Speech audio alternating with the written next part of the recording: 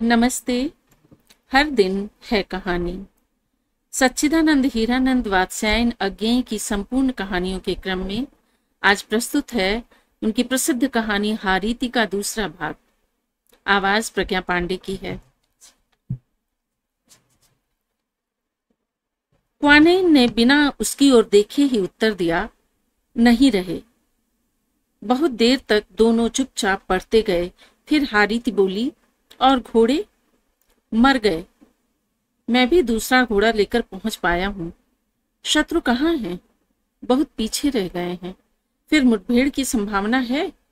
अवश्य। क्यों? उन्हें शक हो गया है कि हम पत्रवाहक हैं और हमसे कुछ पाने की आशा है। हारीति कुछ हंसी। कुछ पा लेने की आशा? कितने मूर्ख हैं वे। क्यों? कैंटन के सैनिक धन के लिए विश्वास नहीं बेचते। कुछ देर चुप रहकर क्वानेन बोला, हारीति, कैसी रहस्यमयी स्त्री हो तुम। अगर देखो क्वानेन, ऐसी बातों से मुझे दुख होता है। क्यों? हम गुलाम हैं। हमें अपने आदर्श के अतिरिक्त किसी बात पर ध्यान देने का अधिकार नहीं है। क्वानेन ने धीमे स्वर में कहा, सच कहती हो हारीति, मैं बार बार भूल जाता हूं। और फिर चुप हो गया। 2 मील? पर हम इतना जा पाएंगे हारीति? वह देखो, शत्रु कितने पास आ गए हैं। कोई चिंता नहीं, हम पुल पार कर लेंगे, फिर इनका डर नहीं रहेगा। पर पुल तक के 2 मील? गति तेज कर दो। अब तो इन्हें रोकने का भी प्रयत्न नहीं कर सकते। मेरे पास 5 भरे हुए पिस्तौल हैं और यह बंदूक तो है ही। 5 पिस्तौल? हाँ, अपने साथियों के उठा लाया हूं। 2 मुझे दे दो। शायद। क्वानेन ने जेब से निकालकर 2 पिस्तौल उसे पकड़ा दिए। उसने उन्हें अपने कोट में डाल लिया और बोली, अगर निर्णय ही करना होगा तो पुल पर करेंगे। वहां बना बनाया मोर्चा मिल जाएगा। शायद पार निकल सकें। नहीं तो क्या? इतने दिन सीक्यांग के ऊपर रही हूं, आज उसके नीचे तो आश्रय मिल ही जाएगा। हारीति, वह देखो क्वानेन, सामने पुल आ गया। प्रजातंत्र की जय। प्राची दिशा से बादलों को चीरकर फीका पीला सा प्रकाश निकल रहा था। उसके सामने ही सीक्यांग के प्रमत्त प्रवाह के ऊपर पुल का जंगला दिख रहा था। कितना विमुग्धकारी था वह दृश्य, और साथ ही कितना निराशापूर्ण। नदी की सतह पुल की पटरियों को छू रही थी। कभी कभी किसी लहर का पानी पुल के ऊपर से भी छलक जाता था, और ठीक मध्य में, जहां नदी का प्रवाह सबसे अधिक था, पुल का एक अंश टूटकर बह गया था। दोनों ओर से पटरियां आती और बीच में लगभग 20-22 फुट का खुला स्थान छोड़कर ही समाप्त हो जाती। उस स्थान में केवल विपुल जल प्रवाह का गर्जन और उसकी अथाह अरुणिमा ही थी। हारीति, वह देखो, क्या है? मैंने देख लिया है। अब क्या करना होगा? हारीति ने कुछ उत्तर नहीं दिया। रास खींचकर घोड़े को रोक लिया। क्वानेन ने भी उसका अनुसरण किया। हारीति ने मुड़कर पीछे की ओर देखा। शत्रु अभी आधा मील दूर थे। क्षण भर वह अनिश्चित खड़ी रही, फिर बोली, क्वानेन, हमारी परीक्षा का समय आ गया। क्वानेन कुछ नहीं बोला। प्रतीक्षा के भाव से हारीति के मुख की ओर देखने लगा। हारीति घोड़े पर से उतर पड़ी। क्वानेन ने भी उतरते हुए पूछा, क्या करोगी? बताती हूँ, कहकर वह अपने पुराने घोड़े पर सवार हो गई। देखो क्वानेन, तुम यहाँ खड़े होकर मोर्चा लेना, मैं जा रही हूँ। कहाँ? पार। कैसे? कूद कर। कूद कर? यह तुमसे नहीं होगा हारीति, तुम्हारा घोड़ा भी तो थका हुआ है। मैंने निश्चय कर लिया है और कोई उपाय नहीं। क्वानेन ने अनिच्छा से कहा, तो नया घोड़ा ही ले जाती। उसका मुझे अभ्यास नहीं, पुराना घोड़ा ही ले जाना होगा। हारीति ने जल्दी से अपना कोट उतारा और पिस्तौल क्वानेन को दिए। वह चांदी का अजगर चिन्ह उसने अपनी कमीज में लगा लिया और पत्र को अच्छी तरह लपेटकर कमरबंद में रख लिया। हारीति, ये क्या कर रही हो? शायद कूद न पाऊं। व्यर्थ का भार नहीं रखना चाहिए। हारीति, क्या यह विदा है? हाँ, वे देखो, शत्रु आ रहे हैं। मुझे विदा दो। तुम्हारे बाद मुझे क्या करना होगा? हारीति क्षण भर स्थिर दृष्टि से क्वानेन की ओर देखती रही, फिर बोली, शायद कुछ भी नहीं करना होगा। अगर अगर बच गए तो पार कूद आना। और क्या करोगे? जाओ हारीति, जाओ, तुम वीर हो, मैं भी अधीर न होऊंगा। हारीति ने झुककर घोड़े का गला थपथपाया और बोली, बंधु, अब मैं फिर वही अनाथिनी रह गई हूं, मेरी मदद करना। उसने घोड़े को एड़ लगाई, रास ढीली कर दी, घोड़ा उन गीली पटरियों पर दौड़ा। हारीति कुछ आगे झुकी, ठाएं ठाएं ठाएं, शत्रु पहुंच गए। क्वानेन हारीति को कूदते हुए भी नहीं देख पाया। उसने शत्रुओं को बंदूक से जवाब देना शुरू किया और पिस्तौल उठा लिया। क्षण भर के लिए आक्रमणकारी रुक गए। क्वानेन ने घूम कर देखा, पुल की पटरियां दोनों ओर खाली थीं। उसने देखा हारीति के घोड़े के अगले पैर पुल के टूटे हुए भाग के उस पार की पटरियों पर पड़े थे, किंतु पिछले पैर नीचे स्तंभ में टकराए, फिसले और फिर घोड़े समेत हारीति उसी अथाह अरुणिमा में गिर गई।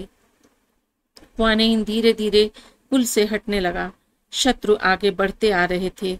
उस खुले स्थान में क्वानेन ने देखा हारीति का घोड़ा अभी डूबा नहीं था, एक बहुत बड़े भंवर में फंसकर घूम रहा था। तैरकर निकलने की उसकी सारी चेष्टाएं निष्फल हो रही थीं और हारीति उस पर बैठी शायद कुछ सोच रही थी।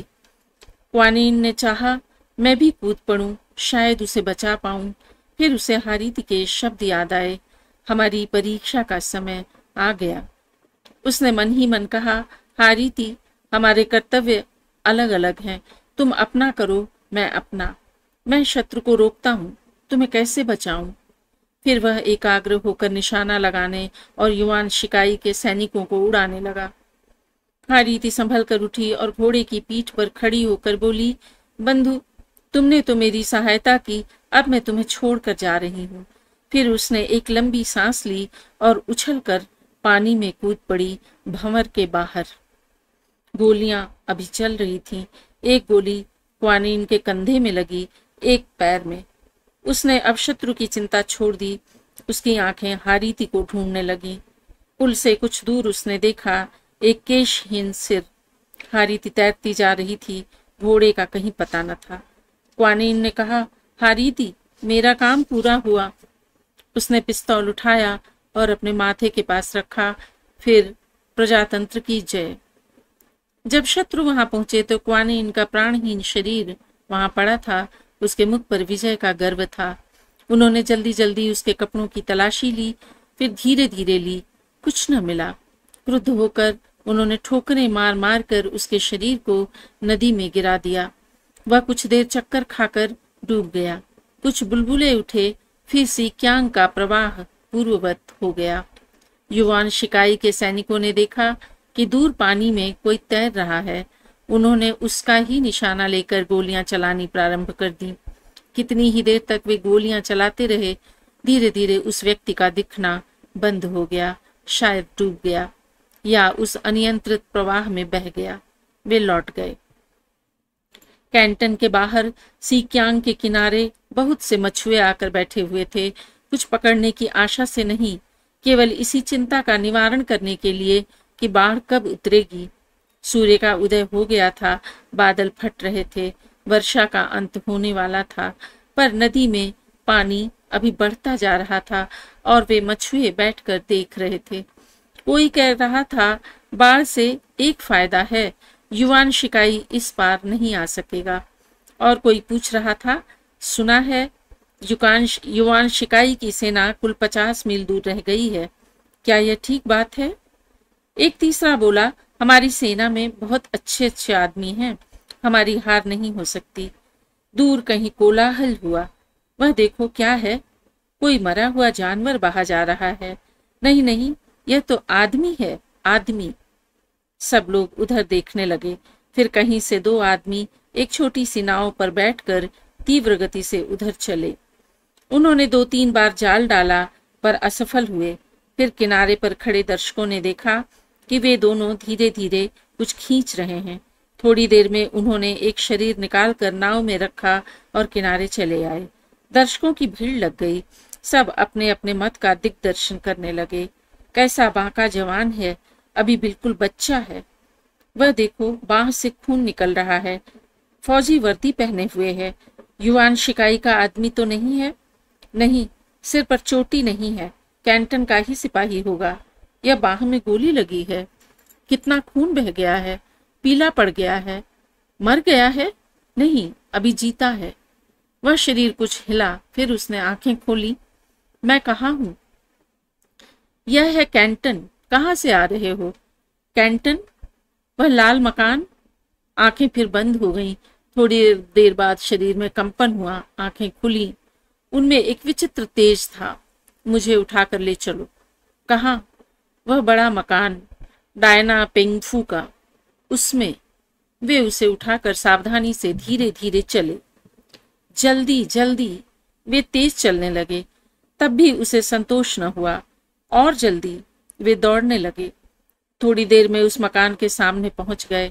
वह शरीर फिर संज्ञा शून्य हो गया था। उसने धीरे धीरे आंखें खोली। वह एक बड़े सुदूर कमरे में सोफे पर पड़ी हुई थी। पास एक स्त्री खड़ी हुई थी। आंखें खुलती देखकर उसने चिंतित स्वर में पूछा, अब कैसा हाल है? हारीति ने प्रश्न का उत्तर नहीं दिया। बोली, आप ही डायना पेम्फू हैं? हाँ, कहिए। आपके लिए एक पत्र है। हारीति ने पत्र निकालने का प्रयत्न किया, पर हाथों में शक्ति नहीं थी। अपने कमरबंद की ओर इंगित करके ही वह रह गई। डायना ने स्वयं पत्र निकाला और खोला। उसका मुख लाल हो गया। आंखें लज्जा से कुछ झुक गईं। उसने पत्र को चूम लिया और धीरे से कहा, प्रियतम। हारीति देख रही थी। यह दृश्य देखकर उसके नेत्रों का तेज एकाएक बुझ गया। उसने आंखें मूंद ली। 2-3 चित्र उसके आगे दौड़ गए। 2-3 स्मृतियां। वे मरते हुए बंधु, वह दीन घोड़ा, क्वानेइन और उसके शब्द। हारीति, हमारी जीत होगी। हारीति, क्या यह विदा है? जाओ हारीति, जाओ। तुम वीर हो। मैं भी अधीर नहीं होऊंगा। व्यथा की एक रेखा उसके मुख पर दौड़ गई। यही था काम जिसके लिए उसने इतनी मेहनत की थी। यही थी सेवा जिसके लिए उसने इतना बलिदान किया। यही था अनुष्ठान जिसकी पूर्ति के लिए उसने उस घोड़े की, उन बंधुओं की और क्वानीन की आहुति दी थी। यह प्रेम प्रवंचना। हारीति को मालूम हुआ उसका गला घुट रहा है। उसके निर्बल शरीर में एकाएक स्फूर्ति आ गई। उसने एक झटके में अपने मोटी कमीज को फाड़ डाला। उसके मुख पर एक आंतरिक विचार तरंग की झलक, एक हल्की सी हंसी छा गई। एक हंसी जिसमें सफलता की शांति नहीं थी, विजय का गर्व नहीं था केवल एक भयंकर उपहासमय तिरस्कार। डायना ने उसकी ओर देखा और चौंकी। उसके मुख पर से वह अनुराग की आभा बुझ गई। हारीति के वक्ष की ओर देखती हुई विस्मित, चिंतित, भीत स्वर में वह बोली, ओह, तुम तो स्त्री हो। पर तब हारीति स्त्री नहीं रही थी। वहां जो पड़ा हुआ था वह था केवल किसी स्वर्गीय व्यक्ति का परित्यक्त शरीर। और हारीति के उर पर पड़ा हुआ था वह चीनी अजगर, मानो उसके मुख पर व्यक्त उस तिरस्कार को प्रतिबिंबित करके हंसे जा रहा था। धन्यवाद।